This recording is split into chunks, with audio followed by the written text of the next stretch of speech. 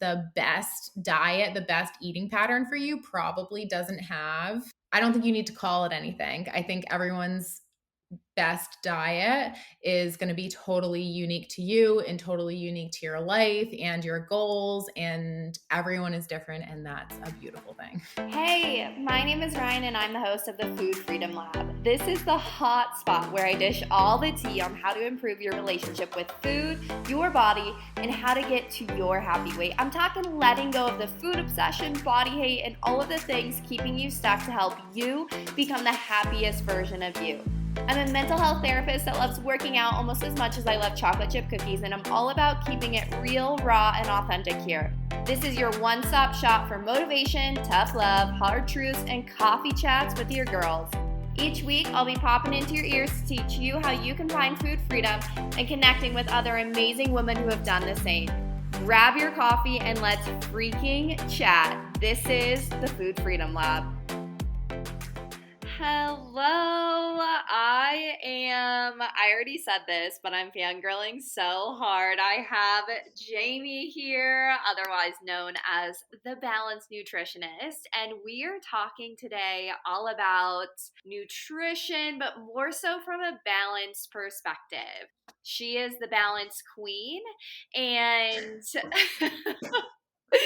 he is going to offer so much insight on how to just live a balanced life after coming from such a terrible relationship with food, how to bring it back to balance and how to bring it back to peace and how to just cultivate this healthy relationship with food from a balanced perspective. So, Jamie, thank you so much for coming on. I am so happy to have you. Yes, thank you for having me. So, for anybody that does not know you, what is your story? What got you interested in this? How did you get to where you are today? Sure. So I'm a registered dietitian now. I've been a dietitian for almost 7 years, which is crazy. Whoa. I know, I know. It makes me feel super old. But anyway, so I'm a registered dietitian, and I got into nutrition because, it's funny, like I get this question a lot, and there was no like aha moment for me. It truly was something that I was super interested in and like researching and reading on my own, so it felt natural for me. But the reason that I was always researching and reading about it was because when I was younger, I struggled with my weight a lot. And the same things that I, see with my clients are the things that I used to do. I had, no control around food. I felt like there was something wrong with me. Like I had no willpower, all of the things. And when it came down to it, I remember, dieting at a very young age, even though looking back, I'm like, what was I even doing? But so I think I experienced the same exact things. And when it came down to it, I just didn't understand food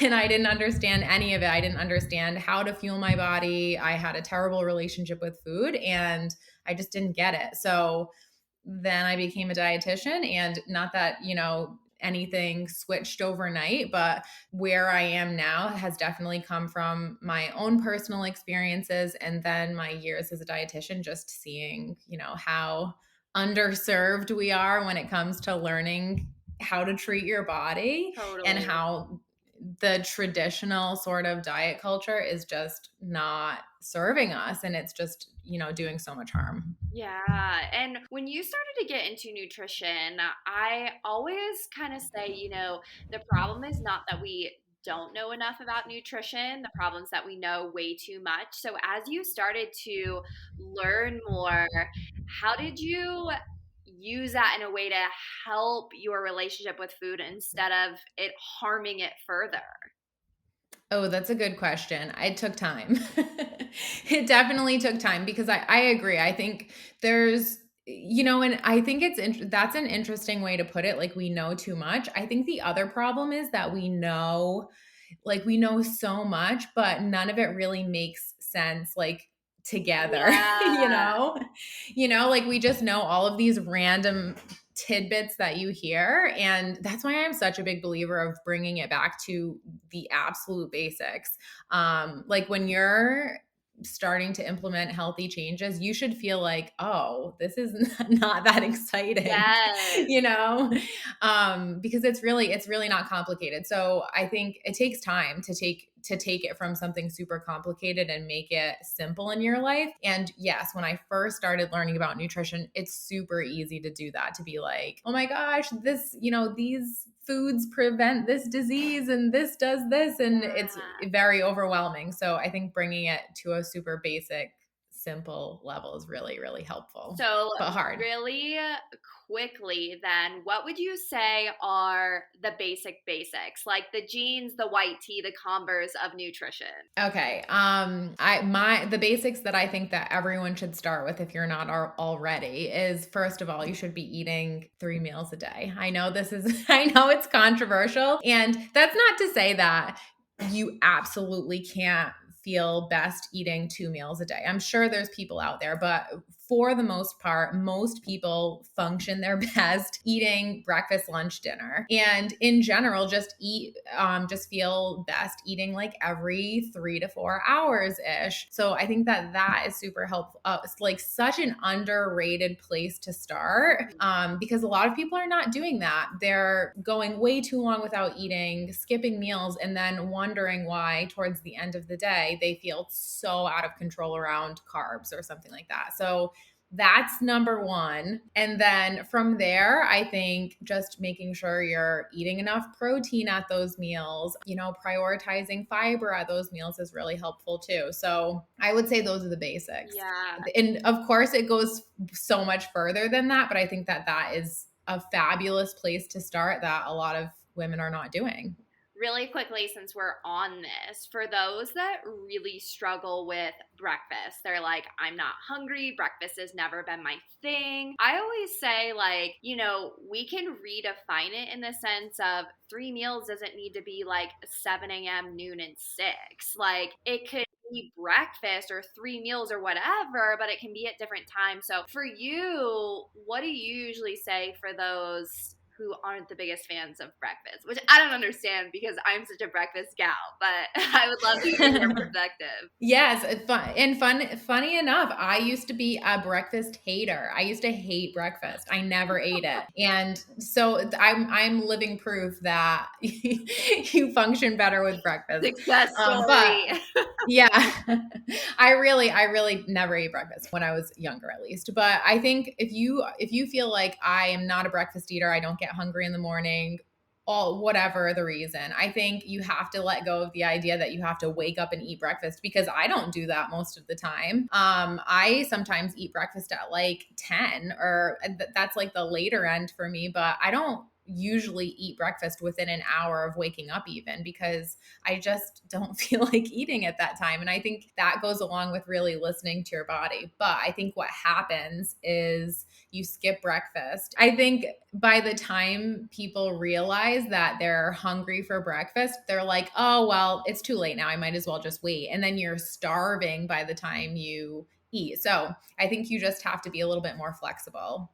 And what is the biggest problem about just pushing it out? Just saying, I'm just going to eat lunch in an hour, whatever, what are the issues there?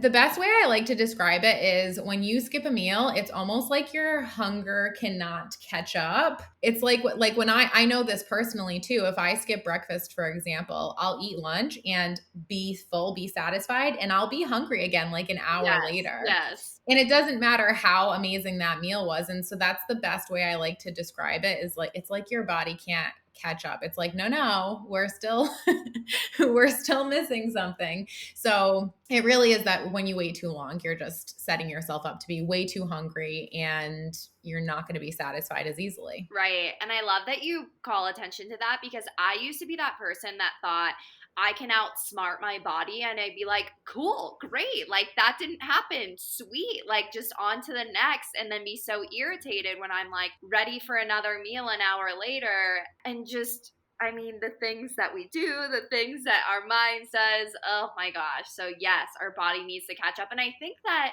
too, like, that's not something that ever goes away. Like, even with a healthy relationship with food, I know that if I am super busy and I push it out, regardless, like, I always am in that okay, I am starving mode.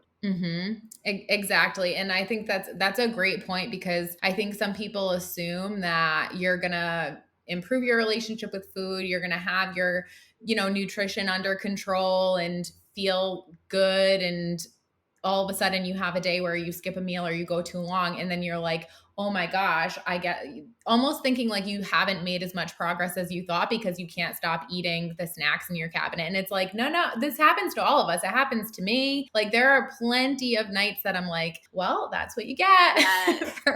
That's what you get for not having not prioritizing a good lunch or whatever, is now you just ate 5 snacks. And it's not because of a poor relationship with food. It's just your body needing food. And sometimes you just have to say, okay, this is what it is today. And it doesn't reflect your progress. Totally. So going off of that, how do you define balance with food? I think the biggest thing to start with is that balance. Some people hate the word balance. I love the word balance, I do too. obviously, I do too. but I love it.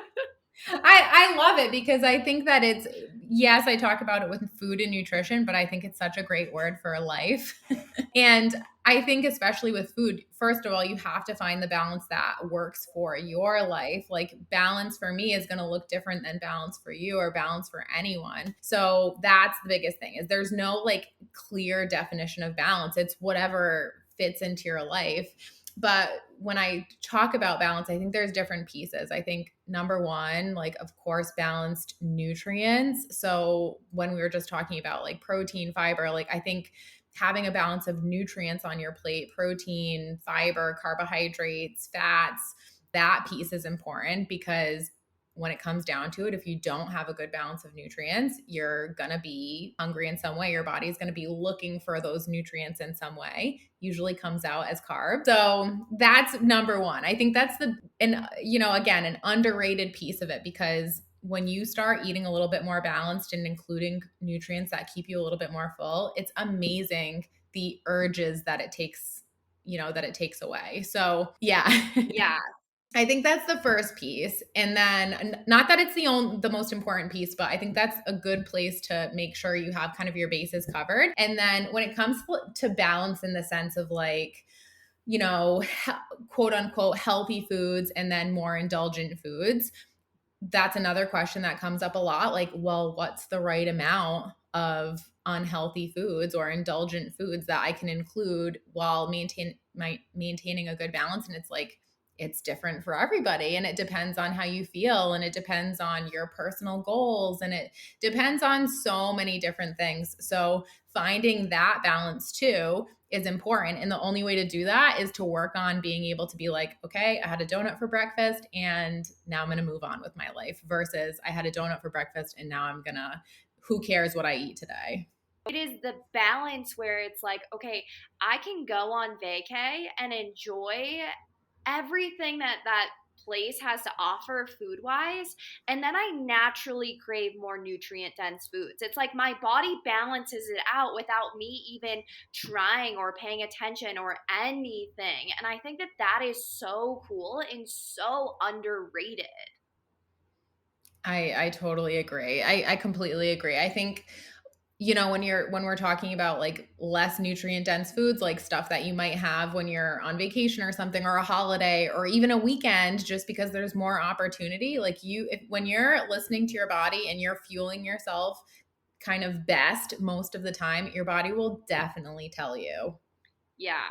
So going off of that, I know I'm really guilty of this just ease wise, but I know that this is something that in recovery, a lot of people kind of fall into the trap of playing with more foods. And then once they get comfortable with those foods, then just repeating those same foods over and over and over. So is that like problematic to eat the same foods over and over, like gut wise or anything like that? Or, does balance include, or do we need to be including, and I say need from a very just like broad generalized perspective, but just like balance of different foods? Like, yes, you're getting in the veg and the carb and the protein, but a different veggie or a different carb instead of just like always going for the same things. I think it depends. I think it hugely, hugely depends. I think, first of all, the kind of intention behind it definitely Ooh, yeah, matters. yeah, yeah. So, yeah, so if you're eating the same things every single day because you're like, well, these foods quote unquote work for me, or if it's coming from almost like a restrictive place, like I know that these foods work, so I'm going to keep eating them. I think that's one thing, and it's kind of like a separate issue. But for most people, I think as long as you're, including more or working on variety most of the time, it's not really a big deal.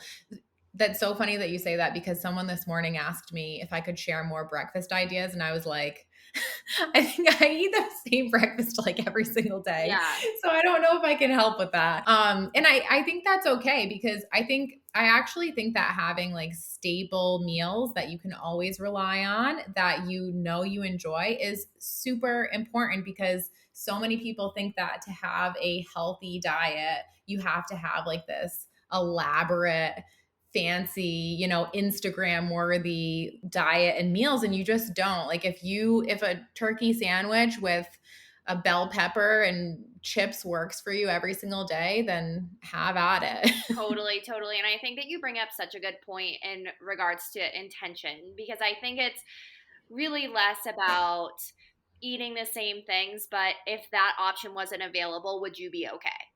And if that would cause anxiety, then let's kind of check that because I'm very much the same way, not necessarily on the weekend because I have more time, but I am so busy.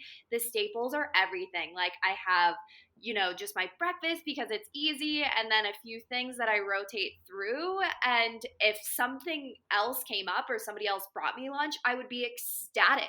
However, I don't always have time to make different things. So I really appreciate you bringing that up. Now, going off of the staples, I know a lot of my girls really struggle with lunch. And I feel like lunch is always like, one of those tweener meals that a lot of people struggle with, especially with work. What are some of your lunch staples that you're loving right now? They're super boring. I just gave you one of them. I love sandwiches. I like sandwiches because they're easy and you can put whatever you want on the side with them. I love to do, like I just said, like I will chop a bell pepper and that's fine. Or sometimes I'll do a cucumber and then maybe I'll do some chips, maybe I'll do some fruit. It really depends on what I kind of have, but I like sandwiches. I think that lunch plates are really good, like snacky. I call them adult Lunchables, like, crackers, cheese, Love maybe it. some deli meat, stuff like that. Snacky stuff, I think works really well for people who are kind of feeling stuck with lunch because it doesn't feel like lunch. It feels like you're having a snack. And that's what happens at lunchtime to so many people is all of a sudden you're like, I don't really want lunch, but then you end up eating a bunch of snacks and kind of Right. grazing through lunch, and it sets you up for doing that for the whole day. So let's see. And I like adult Lunchables, sandwiches, leftovers. If you can intentionally make leftovers, I think that is such a nice thing to be able to Yeah. do. But I would say those are my go-tos. I love that. What about like with the Lunchable thing? Anybody that is fearful of processed foods, like can you do a little bit of nutrition myth busting there? What is the deal with processed foods? Are they okay? Are there anything to worry about? Yes. Okay. So, yeah, deli meat. When it comes to deli meat, like, is it as nutritious as if make some chicken and slice it yourself and have that on your crackers? No, it's different for sure. But I think what's so important is just remembering that what your whole life looks like in terms of food is what matters the most. As long as you're not eating a package of deli meat a day, I think you'll be fine. And it's just fine. And honestly, I think another thing is you have to always like kind of weigh the pros and cons of anything. If having an easy, convenient protein like deli meat is going to have you eating lunch and is going to help you not binge ice cream at night, then Right. then I think that's what you have to think about. But in terms of safety and things like that, processed foods, again, as long as they're not making up your entire diet, are perfectly fine. And I find that for most people, processed foods help them to be more consistent because it just gives you more options. Yes, and that zooming out thing, I always use that. If you just like took a lens and zoomed out, what do you see? And if for the most part it's, you know, hashtag balance, all of these things, that is totally great. And the consistency piece is everything. Let's say someone wants to bring a little bit more balance into their diet, but they're really, really struggling with the fear of gaining weight. How do you help somebody with that? Like, with what is a good starting point for them bringing this in, but also managing that fear and it not like backfiring or being too overwhelming? I think when it comes to that, number one is getting support if you're able to, for sure, because that's definitely a scary thing if you're worried about, eating more things that you're restricting or whatever. That can be a really scary thing. So I think number one is getting support. And then other than that, if you're doing it on your own, I think one really helpful place to start is just asking yourself, is what I'm doing right now serving me in any way? So, especially when it comes to, I think there's different people when it comes to being afraid of weight gain. But let's say you're someone who struggles with your weight bouncing all over the place because you're yo yo dieting and you're afraid to kind of let go of dieting and adapt more balance because you want to get to a weight that you feel better at. I think remembering that those restrictive behaviors are not helping you get there. If anything, weight cycling makes you continuously gain weight because of that sort of yo-yo diet cycle. So I think there's that. And then there's, if you're worried about, like, let's say you're being really, you're in a smaller body and you're maintaining that because you're eating really restrictively, I think you have to think of quality of life. And when it comes down to it, is same thing. Is that way of eating serving me? Is it, what is it doing to my quality of life? And ultimately, what does it mean if I do gain weight?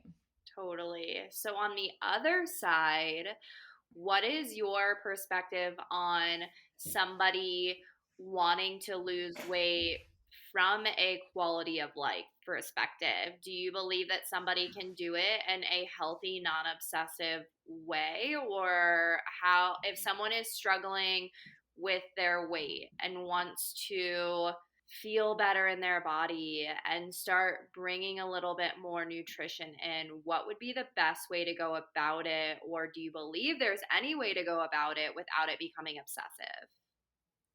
Yeah, I definitely 100% do. And I think there's, just like everything else we're talking about here, I think there's no black and white Yeah. answer to this. I think it's super individual, but to give kind of a general answer, if you are truly at a weight that you don't feel good at, you do not feel like it's your quote unquote happy weight, I definitely think you can get to a weight that you feel good at without being restrictive and without having a bad relationship with food. But I think that, one thing that I always say to clients is, if you have weight loss goals, that's totally fine, but you have to have other goals. Your number one goal cannot be or should not be weight loss. There has to be other reasons. There has to be other reasons why you want to make healthy changes, because even though it feels like weight loss should be a big motivator, it's not. It's just not. If it was, then, we probably wouldn't be here right now. Right, right. And I feel like, the reality is, and I'm in the same boat where I'm not anti weight loss. I'm just anti weight loss being at the forefront of everything that you do. Because the reality is you can still have that desire. But when we focus on feeling and you start doing behaviors differently because you want to feel differently, then you don't even need to pay attention to weight, and your weight will just go where it's supposed to go as you're building these new lifestyle habits. Like, the reality is, when you're listening to your body and bringing in more balance of food groups and finding a movement routine you love because you're focusing on feeling, well, that's what sticks. And then it's not so attached to your morality. And I think that that's the hugest difference. Yeah, I totally agree. So, okay, totally unrelated, but I know that a lot of people reach out to me and struggle with bored eating or just like mindless eating, especially during quarantine times or like work at home times, just struggling with just eating because food is there. How would having a more balanced diet kind of help with bored eating, or what would you suggest to anybody who is currently struggling with bored eating? Yeah, it's such a big one. So, I think first of all, I think the thing that balanced eating does, or having a more balanced diet does, is it takes away that sort of biological urge to eat, which makes such a big difference. I So many women will be like, "Wow, I thought I was such a boredom eater, or I thought I was a big stress eater, and now I'm realizing that I just wasn't eating foods that kept me satisfied. So no wonder I was overeating, in the afternoon or overeating at night or whatever." So it just takes away that urge because you're fueling yourself throughout the day consistently, and you're hopefully prioritizing foods that are keeping you full and keeping you satisfied. So I think it just takes away the urge. But boredom eating, stress eating, emotional eating, even with the most perfect diet, it's still going to happen. And I think that's an important thing to remember too. Yeah, I love that you say that because I think that one of the biggest misconceptions about healing a relationship with food is that once I heal it, I'm never going to experience these things ever again. And that I always say that is not what we're after. What we're after is if that happens, that is not going to spiral or snowball into this big binge or 3-day overeating bender or just into this big shame spiral. It's okay, I overate, I'm moving on, that's that. Or having the awareness to be like, I did this the other night. I was like, I'm not hungry right now. I really want to have a bowl of popcorn with my boyfriend while we watch a movie. Like, that is purely emotional. Like, I know I'm not hungry. I want to eat it in front of the TV because it just sounds good. But, like, having that awareness was the difference there. And I think that, yeah, I'm super, super happy that you said that. Yeah, the awareness piece that piece is so important for long-term success. Like when we want to make changes, we want them to stick forever. And that ability to be self-aware and troubleshoot on your own it's so important to be able to be like, why am I so snacky right now? Oh, it's because XYZ, or Yes. it's because I just feel like having a snack or whatever. Being able to identify the reason on your own is huge. Totally. Okay, so since I have your expert knowledge here, I would love to know your perspective or what you've learned about food addiction and sugar addiction. Can you be addicted to food? Is that a real thing? Drop the tea. It's such a complicated topic. I think first of all, it's so individual, but I guess let me say I think I can wrap it up by saying this. I think for the huge majority of people, that is not the case, period. I don't know what a percentage would be, but a big one. I think for most people, probably anyone who's listening right now, I think it's just not the case. I think there's are there emotional components and sort of like different ways that you're drawn towards certain foods for different reasons? Yeah, for sure. But if we're going to categorize it as like a full-on addiction, I don't think so. I think there is always a reason why something's happening. And yeah, I think for most people, it's just not the case. And what about like the psychological, not the psychological, but like the effects of just having sugar on your brain in general, or like those who say like sugar spikes and crashes? Like, can you just explain a little bit more about that kind of just like what happens in your body? Yeah. So, do you mean in terms of like eating sugar and cravings and Yeah, things yeah, like yeah, that? yeah. So, and again, that's another reason why it's so important to have like that consistent intake of food and of carbohydrates throughout the day, because the more stable your blood sugars are, the less cravings you're going to have, the more or the less intense your hunger is going to feel. People think that only people who have diabetes or issues with their blood sugars need stable blood sugars, but we all need stable blood sugars. And so if you, for example, if you start your day off, I'll use the donut example again. If you start your day off with a donut, your hunger cravings are probably going to feel different than on a day that you have a breakfast sandwich for breakfast, because it's just going to set you up for that blood sugar spike, that blood sugar crash, and you might feel a little hungrier that day, or you might feel a little bit more drawn to sugar that day. So if you're having lots and lots of refined carbohydrates throughout the day, then yes, you can absolutely set yourself up kind of for more sugar cravings. But I think that I think sometimes sugar cravings get blamed on other things, like I'm just addicted to sugar, or there's Yeah, just something that's why I wrong was with me. asking, just for more insight and awareness for those that, because they're starting with the donut or something, feel like they're addicted. Just like having a better, just a knowledge basis of what is actually going on, I feel like is really helpful. Yeah, and yes, and I think it can, when you, and again, like just like we're talking about, you can have the best relationship with food. You can have the feel like you have everything figured out. And if you're like, let's say you skip lunch or whatever, the pull towards carbohydrates is like, it's so strong. And it can definitely, it feels like I have to have this or I'm going to go crazy, so I think that if that's happening on a consistent basis and you're just kind of blaming yourself, for sure, it can absolutely feel like it's an addiction. But yeah, I don't think it's a real, I just don't think that's the word to Right, describe it. right. I agree. I think that addiction is a strong word. I would say there can definitely be some dependence. But yeah, I it's definitely controversial. I was just super curious to hear your thoughts, especially because you are an RD. Now, where's your stance, or what are your thoughts on intuitive eating? So I think intuitive eating is wonderful. I think it's great. And I think I'm not an intuitive eating dietitian, but it's so funny because when I first heard about intuitive eating, I was like, it is right in line with kind of my philosophy. And this has been my philosophy forever.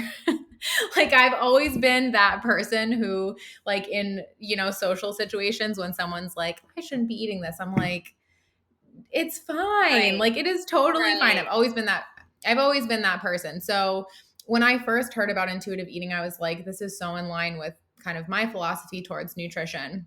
And I still think that's true, even though I'm not an intuitive eating dietitian. I think that there is so much nuance that I think it's okay to be like, I agree with these pieces of nutrition and I agree with these pieces of nutrition, and not necessarily label it. So I think it's it's also a complicated topic for sure. I think that it does amazing things for so many people, but I don't think that it's, I think there's just so many different ways that you can go with nutrition, and everyone is so unique. So I don't think there's anything wrong with taking some principles from something and saying this works for me, and just like everything else, having like a balance.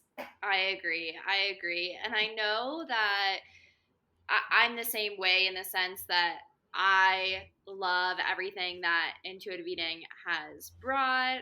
And I'm also not an intuitive eating counselor because I bring in some other principles as well. And I think that, I love being able to bring in all these different elements to essentially find what works best for you, right? Like if you've been ignoring hunger and fullness for a long time, or you have no general sense of nutrition at all, it's going to be really hard to balance a plate when you just don't even know, like, where it's like, okay, for some people it works, some people it doesn't, and just in the grand scheme of things, just coming back to doing what works for you and your lifestyle and what makes you feel your best. And I think that there's no right or wrong. And it's so easy for us, just as you said earlier, to get into that black and white of it has to be this way or this way. And as most of us who have ever struggled with food, we are very much type A,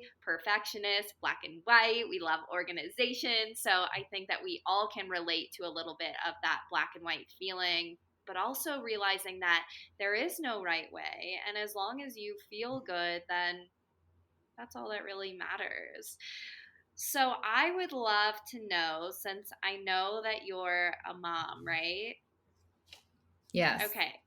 So for any parents listening, how have you helped bring balance with your kiddos or just help them establish a healthy relationship with food early on? Yeah, that's a good one. I think number one, and she's still my daughter is going to be 3 in September, so she's still very young, and not. I think she'll be at that age very soon.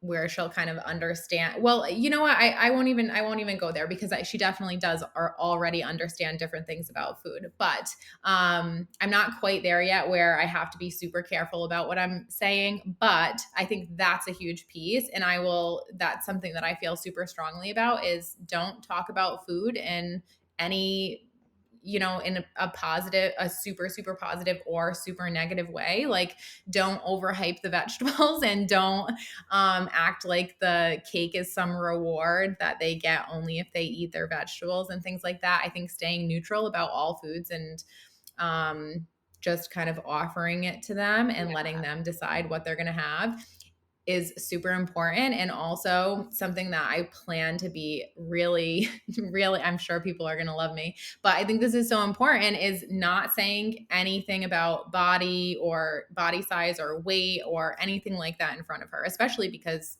I feel like especially for women, it's such a hard thing to grow up with. I mean, I have a TikTok account, and it's a definitely sometimes a younger audience gets reached, and messages you get sometimes it's really horrible. So, but going back to like the food piece, I will say that like my mom and my mother-in-law who watch her sometimes, like they have a hard time with, oh, you're gonna give her the treat or whatever. Like if I have a cookie or a brownie or something, like you're gonna give that to her, but with her meal, she's only gonna eat that. And I'm like, well, no, actually, she's probably gonna eat it all. And like, yeah, she probably will have the cookie first, but it doesn't matter. That's kind of the whole idea. And I think that's something that's, I will say firsthand, is hard because you want them to eat nutritious foods, and they know that cookies are delicious and Right.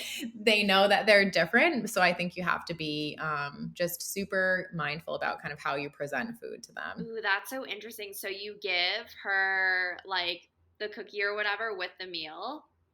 Always, always. I love that. I mean, I don't have kids yet, so I always love to ask just from, changing the game, making something different. And I think that that is so good because just from the beginning there's no platform. Right, because I just saw a great post about this the other day. I can send you some good accounts for this too. I don't know if you follow anyone, but there's some really awesome dietitians who cover all of this. But essentially, when you're like, let's say you say you can have this cookie when you eat your, chicken and vegetables or whatever, really the message you're giving them is this cookie is so special that you only get it if you eat like the green beans or whatever. So those green beans must be like, you have to have an incentive to eat those because that's how much those suck, you know? Yeah. So that's kind of the message. I think it's so, I will say it could be super easy to bribe children with food for sure, especially toddlers. Toddlers love carbs. Like, man, she would just eat carbs all day for sure. But I think that presenting foods together like that is just such a great way to start with their relationship with food.